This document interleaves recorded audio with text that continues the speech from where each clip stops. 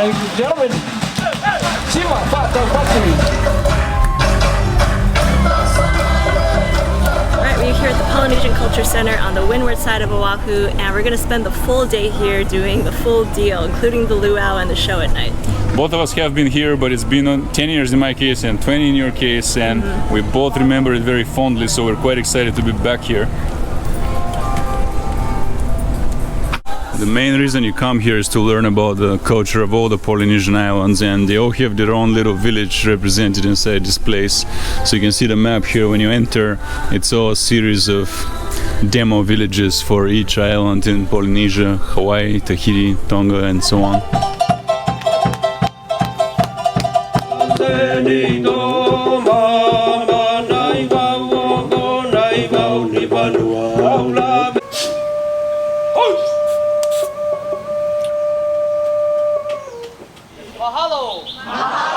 And from all of us to all of you, we say, aloha.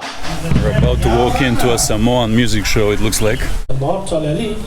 And in Samoa, we have two types of chiefs, yeah? We have the high chief here and the talking chief here.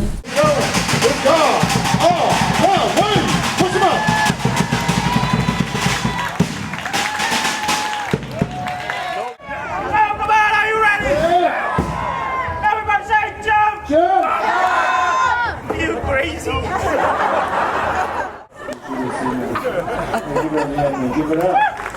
This is really heavy. Right? You go on, that's it. You fall here, now you fall.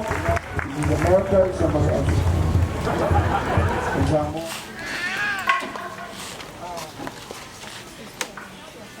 So here's that husk I was talking about. We made fire with. Oh, wow.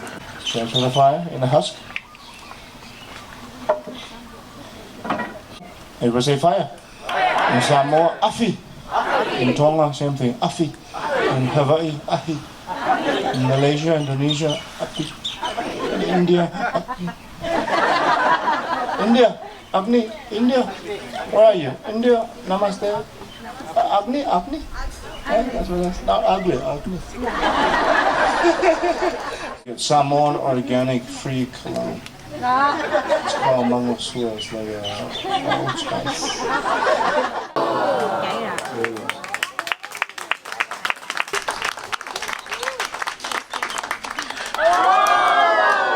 This is why I'm hot. Further on, here it is.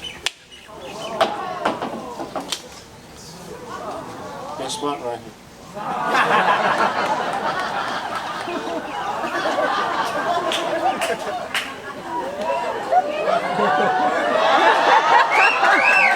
We're hearing drumming in the distance. We're trying to find what's going on.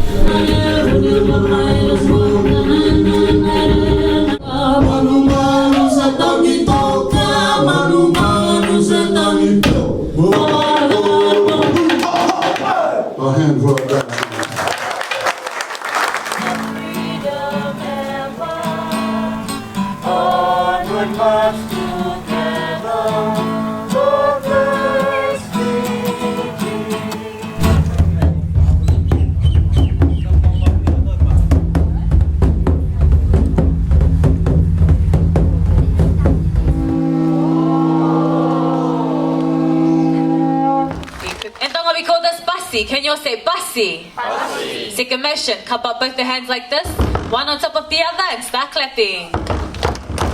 Taka, 2 and 3 to the right.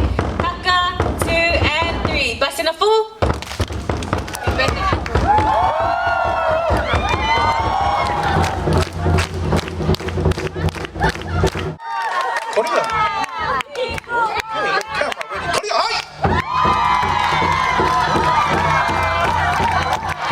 Are you ready in Korea? Are you ready in Korea? Almost there, buddy.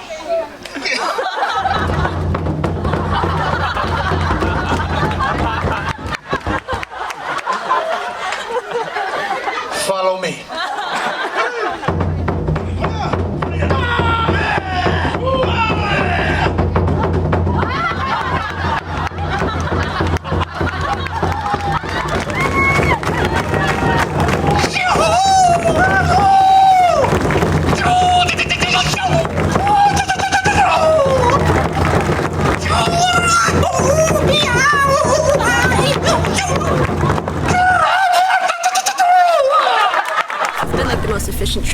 we've already been to Samoa, and we just came from Tonga, and we're gonna go to Tahiti.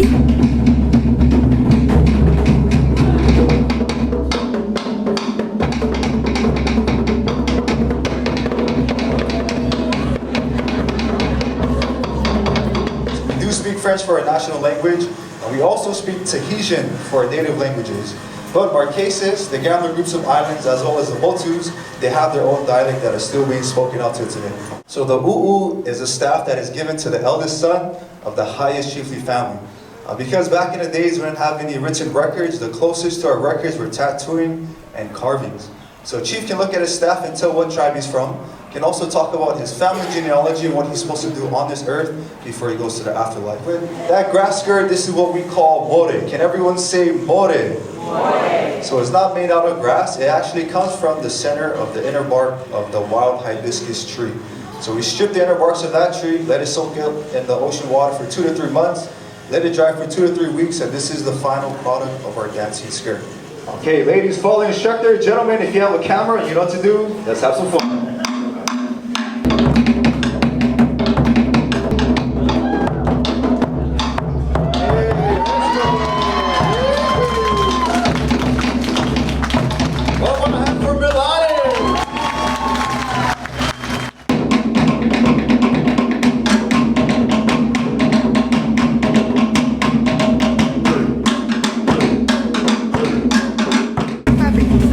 What is this?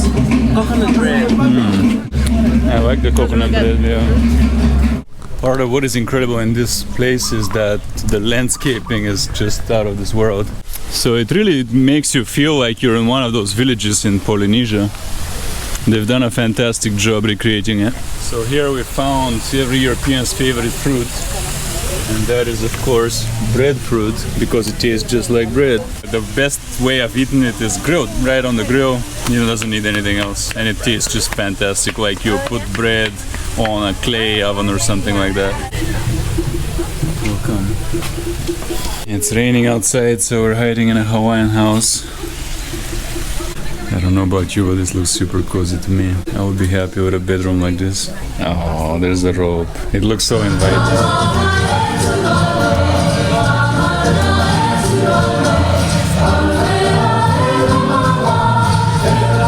Show you what it means to be one full hana, sharing alone.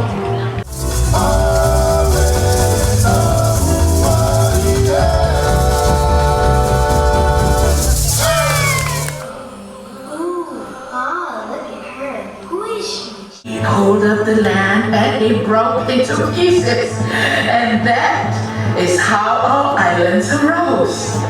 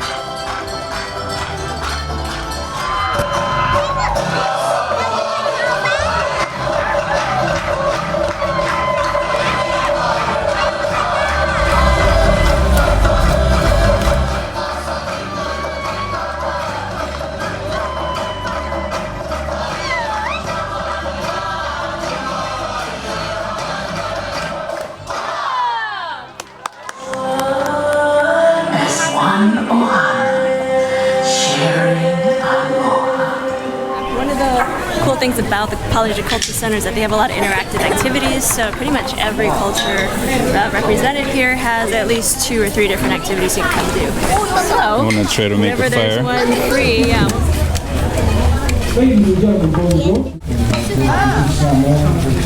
Oh, it smells like fire, but... I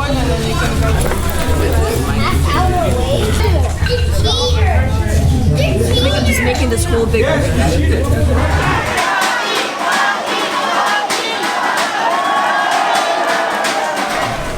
you want to walk on the floor? Go ahead. Don't stop. Walk. Where I'm from, they do that actually. Already? Yeah. Welcome to the kitchen. This is what we call Tunua Umukuka. Can everybody say Umukuka? This is where the place that you will find the men. One way. So you can pick one too, man. You have to wait a long time, but I got one. It's really good.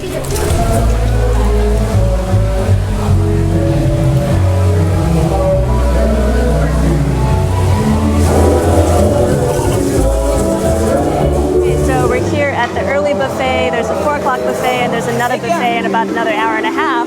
But we're the first ones to eat, which is great because we're both starving. Yeah, we didn't eat all day in anticipation of this. The entire thing looks like it's buffet style, so it looks like you can just make your own salad and then choose from, I think, 4 different entrees and probably even take some of everything if you feel like it. I think the star of the show definitely is the kalua pig. They actually came in and paraded the pig across the stage up to the kitchen at the very beginning when we first entered. But kalua pig, if you're not familiar, it's pig that has been smoked and cooked underground. Can we give a round of applause for our handsome models here? Unearthed our emu pig.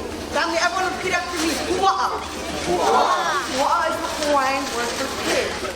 Emu is also the Hawaiian word for underground oven. Factory in our own type of an underground oven. The instructions are simple. All you're going to do is dig a large pit. Go ahead and fill that pit halfway up with big rocks. Rocks that can handle heat. These rocks can be found on the side of a mountain. After, you will then put some firewood on top of your rocks. Let your fire burn for 2 hours, heating the rocks beneath it. You will then cover your pig or any other food you like to put in there. Cover your pig with banana leaves. You're going to leave your pig to help the food prevent it from scorching. In fact, my uncle actually did that at my grandma's house when I was really young, and I remember coming home and seeing the pig just hanging in the garage before it went into the emu. So that was a really intense experience. But yeah, it's something you should definitely come and do if you are ever in Hawaii. Hawaiian royalty, or ali'i, can trace their genealogies back to deity and are revered and sacred rulers. We present to you Hawaii's last ruling monarch and only sovereign queen, Her Majesty of the Royal House Kalua, Lilia Liliu Loloku Bebe Kamaka Eha, Queen Liliu Kalani. Please be seated.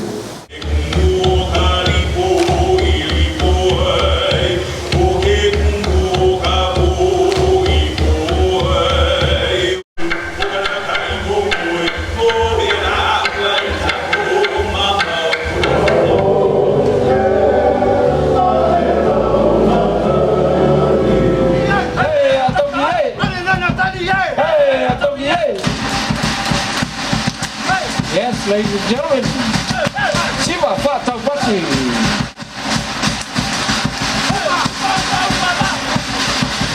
Umba umba umba ba. That's what the ba. Hey, hey, hey.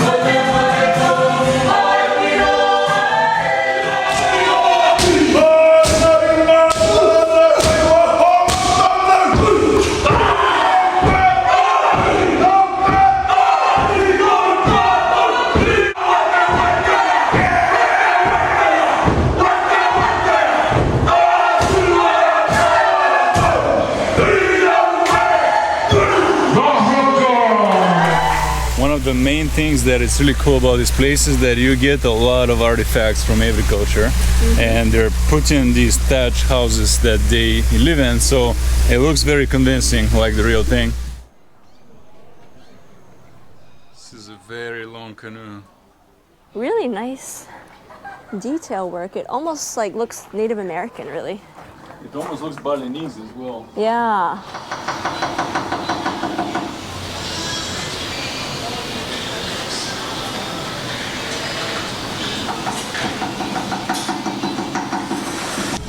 Ooh, a fan. Feels nice right about now. Yeah.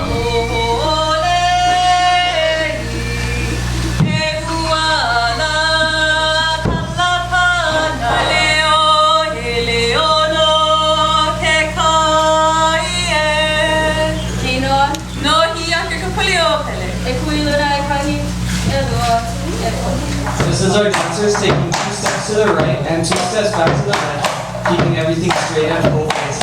Again, this step is called paholo. Uanai means to open. This symbolizes the rain that falls from the sky, leaving a splash and a ripple through the water. Another thing is whoever made this place is a god-level landscaper. You know, seriously, the landscaping here is phenomenal, and I've been to places like the Royal Japanese Palace and other things like that, and here is among the best landscaping in the world that I've ever seen. What we see inside here is the catamaran, I think it's called, the 2-body ship. It's like 2 canoes, and they're bound together with a bunch of boards running across, so it's much more stable this way.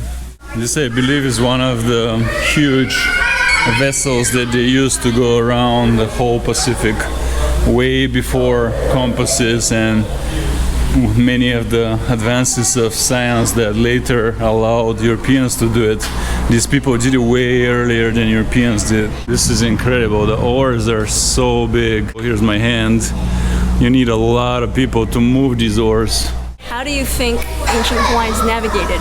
Or anyone without, modern technology navigating? The story goes they did it by the stars, but how that works is quite difficult to imagine. All those skills were lost because of westernization. But in 1976, Nainoa Thompson revived that spirit by taking the Huki on a sailing journey and navigated only using those ancient ways of navigating. I've heard a story or an explanation which makes a lot of sense to me, is that we're talking about very small islands, and we're talking about very strict legal systems of taboos and so on, and I've heard that if you fall out with the ruling class, they did not so much execute people, but they put them on a ship and told them to sail. And this is how a lot of these islands were actually settled, because people that were banished, there was a strong law of banishment, and the banished people got on their ships and continued sailing and covered most of the Pacific that way. And some nets. When you throw it, the goal is to make a circle, and there is a double layer of net here at the bottom. And drag it across the sand, and the fish swim outward to get caught in the land net, and it has to swim back. Earlier we saw an interesting, entertaining act which was all on water vessels, so boats, and it was all theatrical and dance based. So what did you think of that? Yeah, it was really cool. It's actually one of the highlights for the midday show, because they actually have several shows in addition to the one at night.